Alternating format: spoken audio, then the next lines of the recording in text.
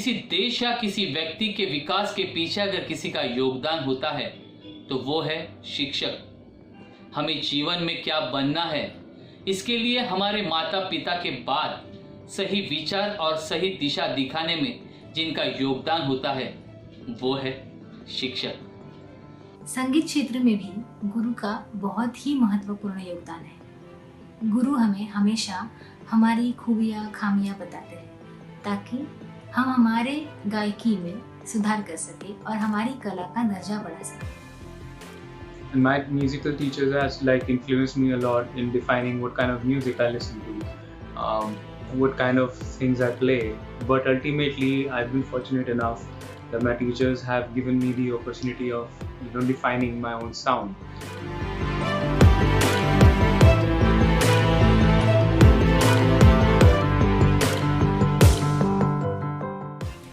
As a trainer मैं हमेशा कोशिश करता हूँ कि मेरे स्टूडेंट्स को बेसिक जो स्वर अभ्यास है उस पर बहुत अच्छा काम किया जाए, क्योंकि breeding management, vocal dynamics, pitch perfection, these are very important chapter for all the singers.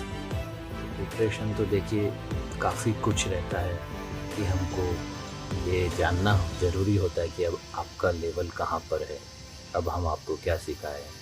Starting class में हम स्टूडेंट्स के बारे में जान लेते हैं, उन्हें किस म्यूजिक में इंटरेस्ट है, उनकी चॉइस क्या है और उन्हें आगे जाके क्या सीखना है। The major preparation that has to be done is about how I can think of different ways and manners of defining a particular concept to a student. Every student is pretty much different.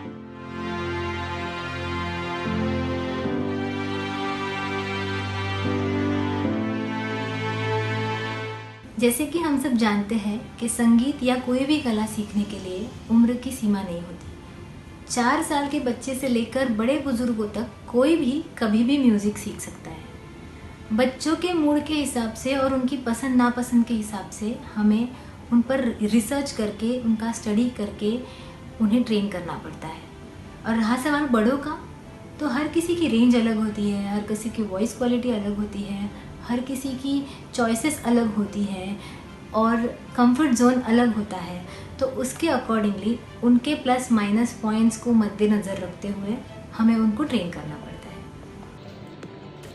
तैयारी की बात की जाए तो मेरे ख्याल से विद्यार्थियों की कमजोरियां और उनकी स्ट्रेंथ को देखते हुए उनकी कमजोरियों को कैसे कम किया जाए और उनकी स्ट्रेंथ को कैसे बढ़ावा दिया जाए, इस पे ध्यान देना बहुत ज़रूरी होता है।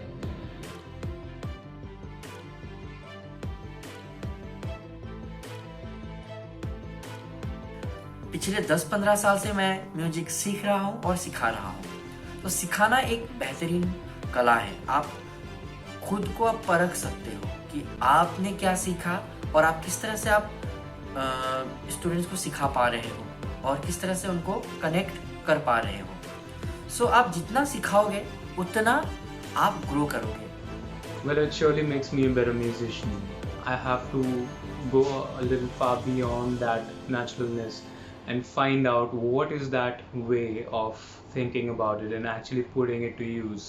So yes, that makes me a better musician because I go deep and understand things much more better and clear.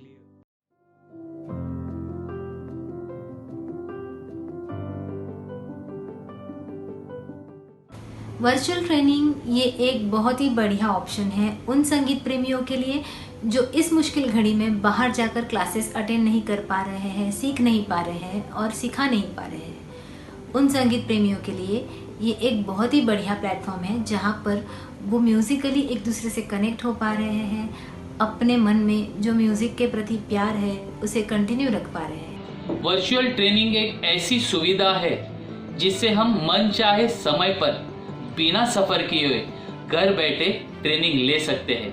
तो इस समय में ये जो ऑनलाइन क्लासेस का तो बहुत ज़्यादा बेनिफिट यही लगता है कि शंका दूर हो जाती है, प्रॉब्लम इंस्टेंटली दूर हो जाता है, बड़ी प्लानिंग नहीं करनी पड़ती। पहले 1-2 क्लासेस में थोड़ा सा मैं अनकंफर्टेबल महसूस किया था, बट उसके बाद मैं इतना एंजॉय करने लगा मेरे स्टूडेंट्स के साथ और अभी तो मैं बहुत ज़्यादा एंजॉय करता हूँ और it's an amazing journey for me.